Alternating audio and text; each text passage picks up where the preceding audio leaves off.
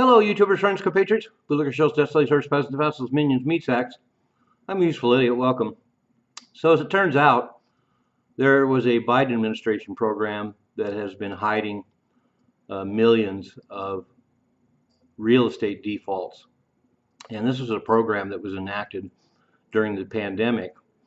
And it's another subprime disaster, just like what happened in 2008. So, any FHA, through the FHA, first-time buyers were only required to put 13% down, and a lot of these people, their debt-to-income ratio is 43%, which is really high.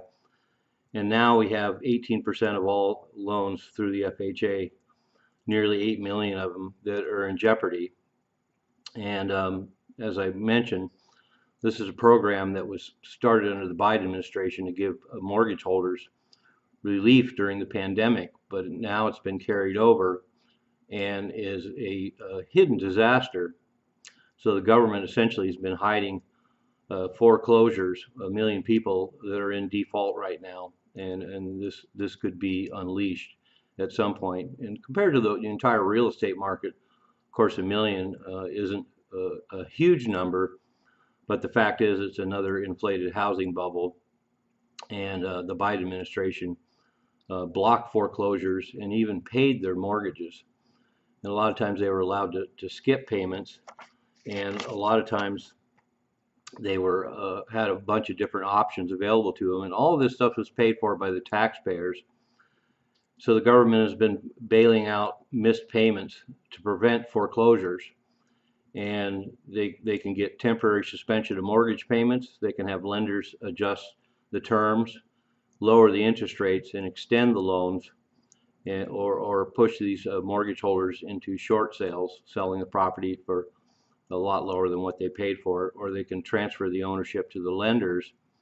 And then the government offered grants under something called the Homeowner Assistance Fund. Once again, to put it in layman's terms, basically the Biden administration hid an epidemic of mortgage foreclosures and defaults, and then paid to hide these defaults using taxpayer money. And once again, the government picking winners and losers. And so they have a backlog of 400,000 foreclosures.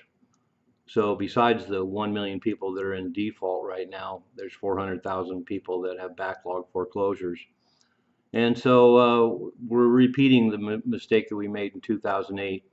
Once again, a lot of people got into homes they couldn't afford, and the next thing you know, they're in default or foreclosure. And a lot of these are people that have only been in these houses for a year or two. And so another way the government hides real economic problems and then uses taxpayers' money to bail them out and hide this impending disaster.